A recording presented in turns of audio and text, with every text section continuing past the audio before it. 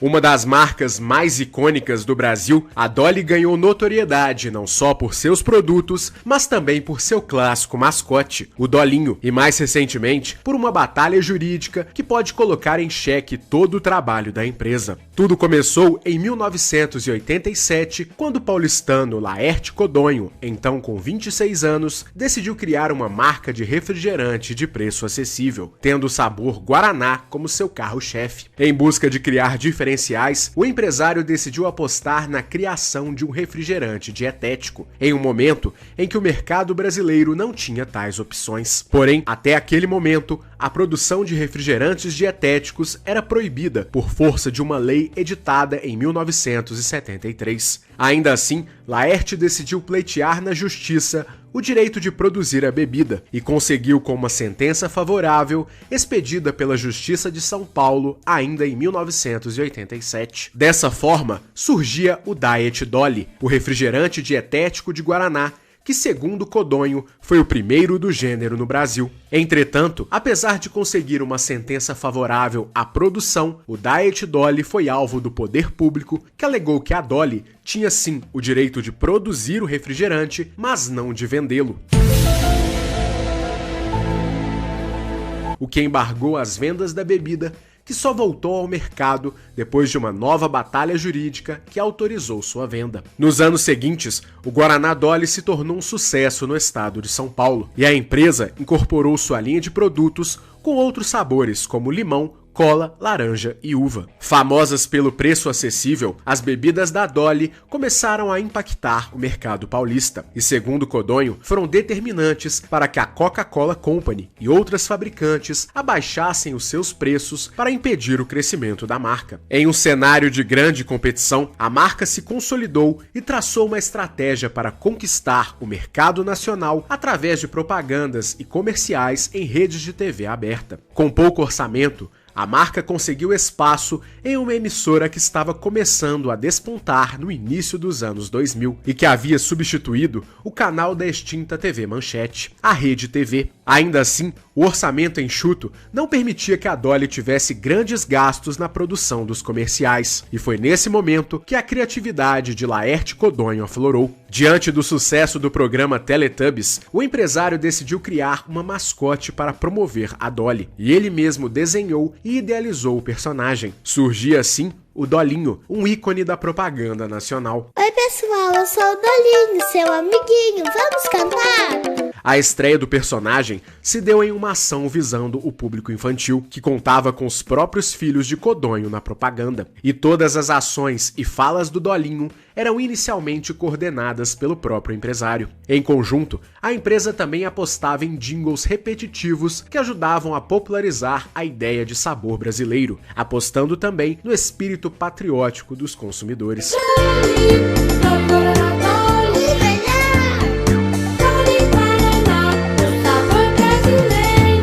Com esses ingredientes, a Dolly usava as armas que possuía dentro de um arsenal limitado, mas criativo, e que usava e abusava de artifícios que dividiam opiniões e que colocavam a marca na cabeça dos consumidores brasileiros. Dessa forma, a marca conquistou relativo destaque na mídia nacional a partir dos anos 2000 e, ao mesmo tempo, começou uma história confusa e repleta de reviravoltas. Segundo Codonho, a principal confusão começou quando uma série de notícias falsas e difamatórias contra a Dolly foram propagadas em vários pontos da cidade de São Paulo, incluindo estações de metrô e pontos populares onde estava presente o público consumidor das bebidas da empresa. Dentre as inverdades estavam acusações de que a bebida era preparada com ingredientes extremamente nocivos à saúde e que as pessoas deveriam ter cuidado com a marca. Na mesma época, o empresário alega ter sido coagido por representantes da Coca-Cola que o teriam ameaçado e garantido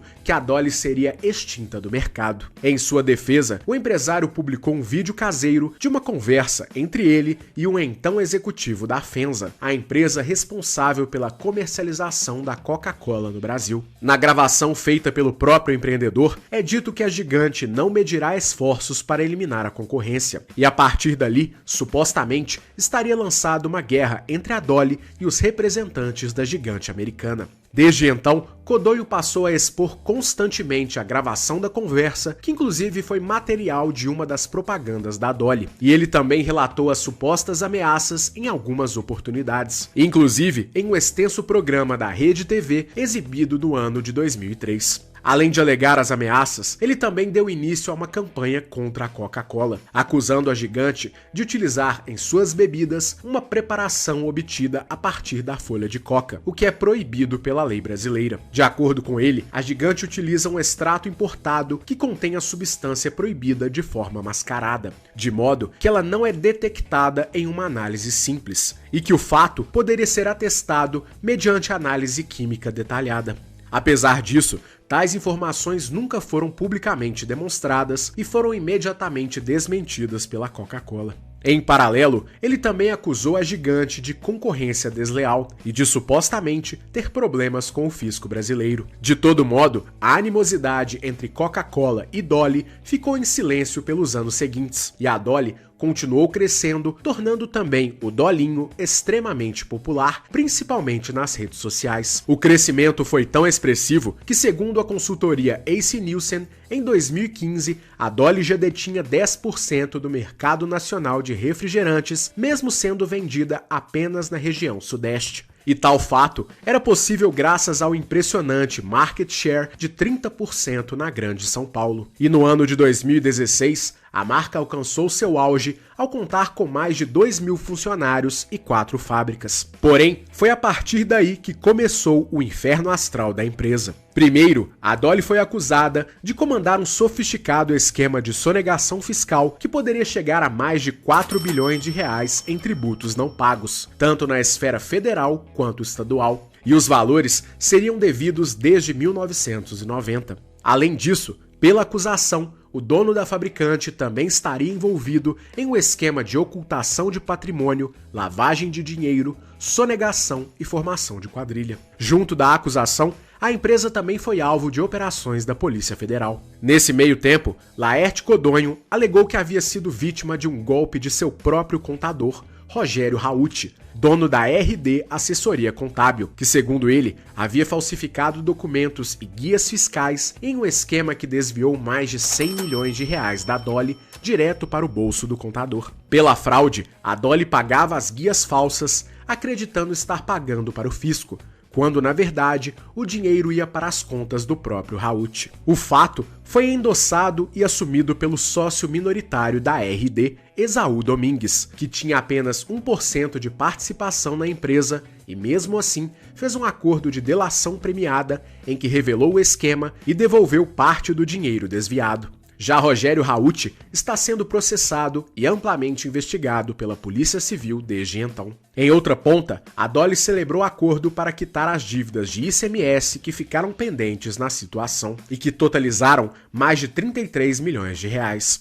Contudo, o suposto golpe não foi suficiente para convencer os procuradores responsáveis pelo caso, que em maio de 2018 conseguiram na justiça o bloqueio das contas da empresa, o sequestro dos bens de Codonho, a quebra de seu sigilo fiscal e até mesmo a prisão do empresário. Na ocasião, Laerte teve sua prisão filmada e chamou a atenção do país com uma folha de papel escrita com batom que dizia que ele estava sendo preso pela Coca-Cola. Ele ficou 8 dias preso até ter a prisão suspensa. No mês seguinte, com o bloqueio, a Dolly pediu recuperação judicial e teve que fechar uma de suas fábricas, demitindo 1.000 funcionários. Respondendo em liberdade, Codonho também foi acusado de ser proprietário da empresa Lumia Capital Industries, uma empresa sediada no estado de Nevada, nos Estados Unidos, e que havia feito uma operação de compra e venda de um imóvel no interior de São Paulo, avaliado em mais de R$1 milhão, o que supostamente seria uma prova de ocultação patrimonial.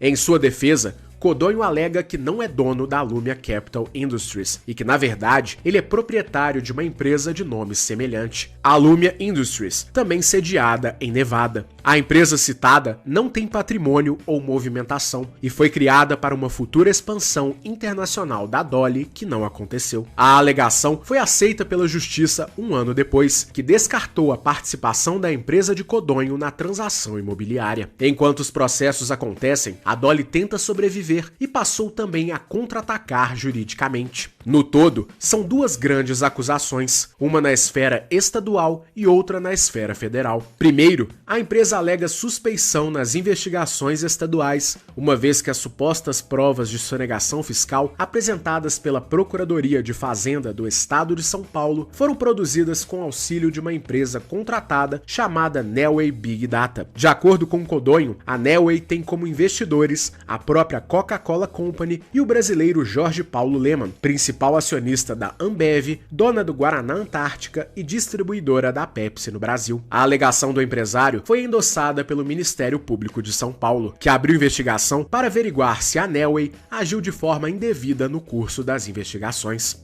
Enquanto isso, a Dolly conseguiu desbloquear parte das contas, mas mesmo assim tem dificuldades de honrar seus compromissos presentes. E de forma surpreendente, na esfera federal, a Dolly conseguiu virar o jogo. Inicialmente, havia a denúncia de que a empresa devia mais de 1,7 bilhão de reais para a União. Mas, graças a uma sentença na primeira vara federal de São Bernardo do Campo e uma tutela de urgência na 14ª Vara Federal de Brasília, a justiça reconheceu que, na verdade, a Dolly não é devedora dos tributos, e sim é credora da União por razão do direito de uso de créditos decorrentes do IPI, já que a empresa utiliza concentrado de Guaraná advindo da Zona Franca de Manaus. E de acordo com as decisões, o valor do crédito é de mais de 200 milhões de reais. Com a vitória, provisoriamente, a Dolly tenta continuar e Laerte Codonho também se movimenta para responsabilizar os procuradores estaduais por suposto abuso de autoridade, em um processo em que ele pleiteia também indenização por danos morais. Mas novas acusações apareceram,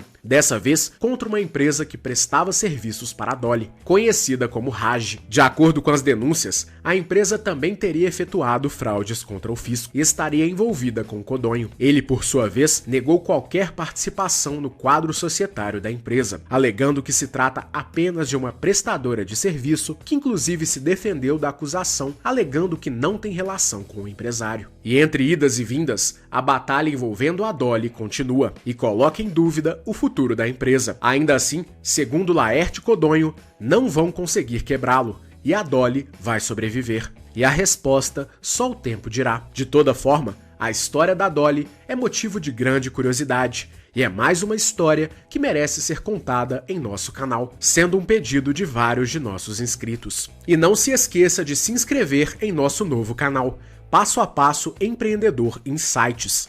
O nosso conteúdo também através de cortes, que vão direto ao ponto e trazem nossos ensinamentos em poucos minutos para facilitar e reforçar seu estudo sobre empreendedorismo. E o link estará na descrição deste vídeo. Esperamos que você tenha gostado, um grande abraço e até a próxima!